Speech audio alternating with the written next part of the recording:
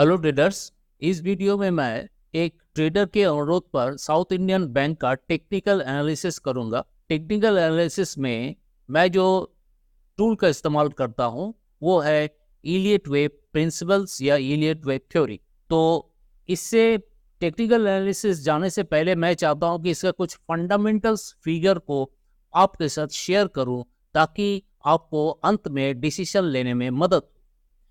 तो इसके technical analysis के लिए मैं चाहता हूं कि skinner.com पर चलें, वहां से पता लगाएं कि इसमें क्या डेटाज है जो आपको इसको फंडामेंटल्स को समझने में मदद। तो सबसे पहले इसका जो मार्केट कैपिटल है वो करीब 7,416 करोड़ का है। बहुत बड़ा बैंक नहीं है, ये छोटा है, ये स्मॉल कैप है।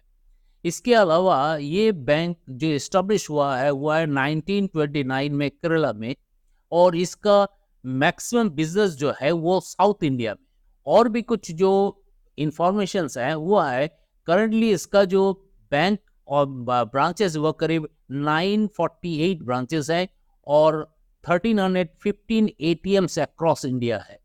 और करीब करीब आपको एट प्रेजेंट इसका कस्टमर बेस 75 लाख का है। तो ये बहुत बड़ा बैंक नहीं है। मैं इसे अच्छा तभी कहूँगा जब इसका परफॉर्मेंस को हम देख लेंगे। परफॉर्मेंस ही हमें बताएगा कि मैं इसमें इन्वेस्टमेंट करना ठीक रहेगा या नहीं।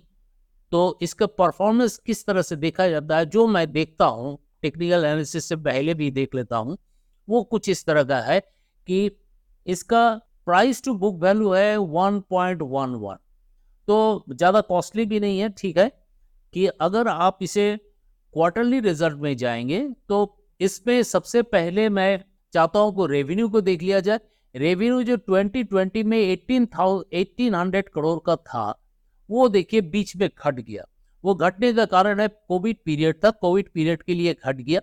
तो देखिए उसको फिर वो दिसंबर 22 में रिवाइव करके फिर 18,000 करोड़ का हो गया, 1800 करोड़ का हो गया।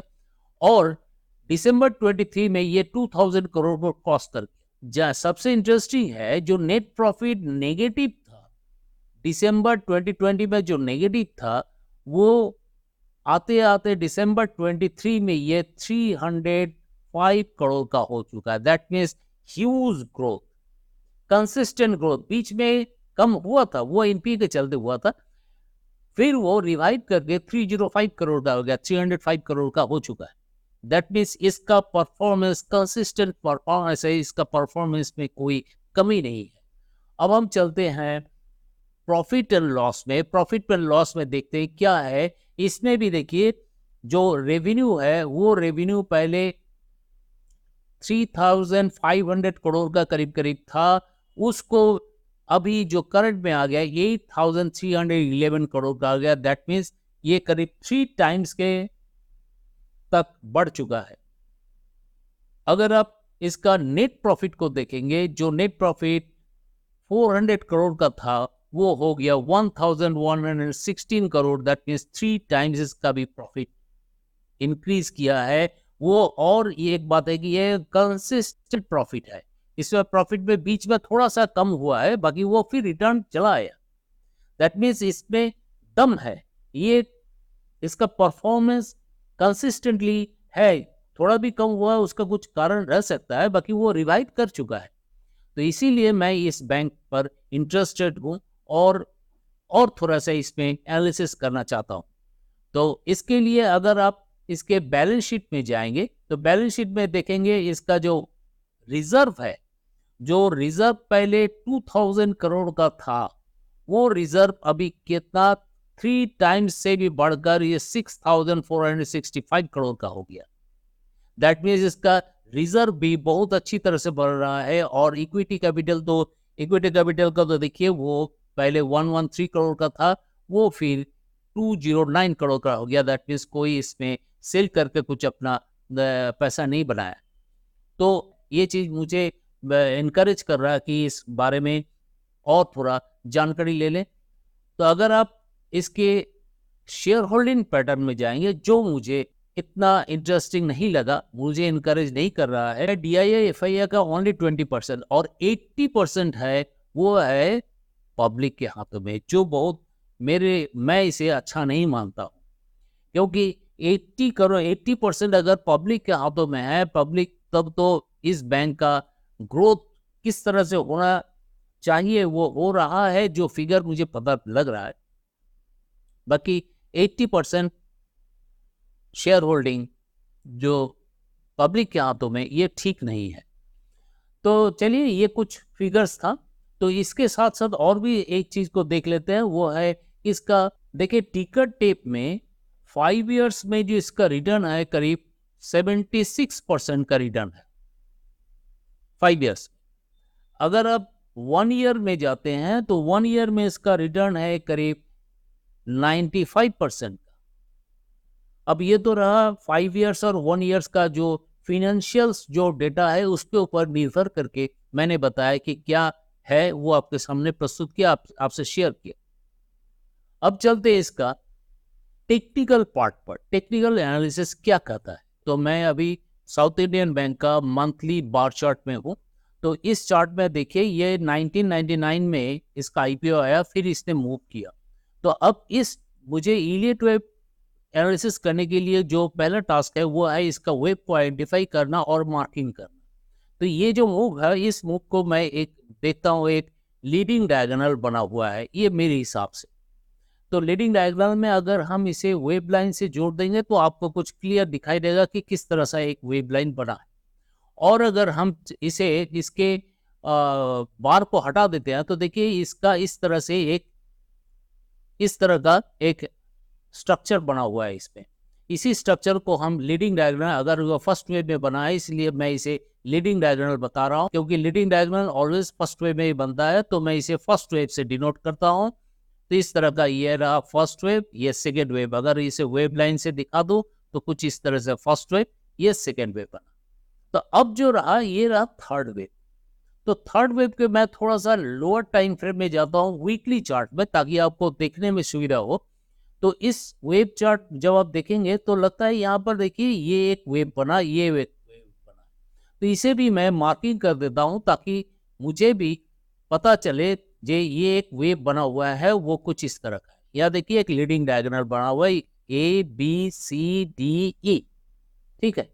तो इसीलिए मैं इसको मार्किंग करता हूँ first wave second wave blue line से। अब जानते हैं, तो ये हो रह गया ब्लू थर्ड वेव। तो ये 5 सब वेव जब तक नहीं बनेगा तब तक ये थर्ड वेव कंप्लीट नहीं कहा जा सकता है।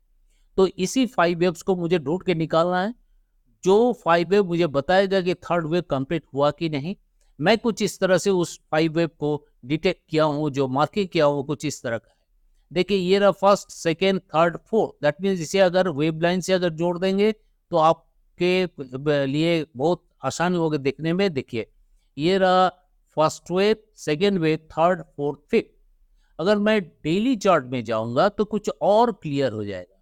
देखिए जो फोर्थ वेव है वो कुछ इस तरह का, ये वेव लाइन को हटा देते हैं तो आपको क्लियर दिखाई देगा कि ये फोर्थ वेव जो है वो भी 3 वेव से बना हुआ, वो कुछ किस तरह का, इस तरह से ABC। इस ABC को अगर हम मार्क वेव लाइन से जोड़ेंगे तो देखिए ये रहा आपको ABC। अगर इसे हम हटा देते हैं, देखिए ये ABC 3 वेव्स के डाउन हुआ है, दैट मीन्स ये ABC बना।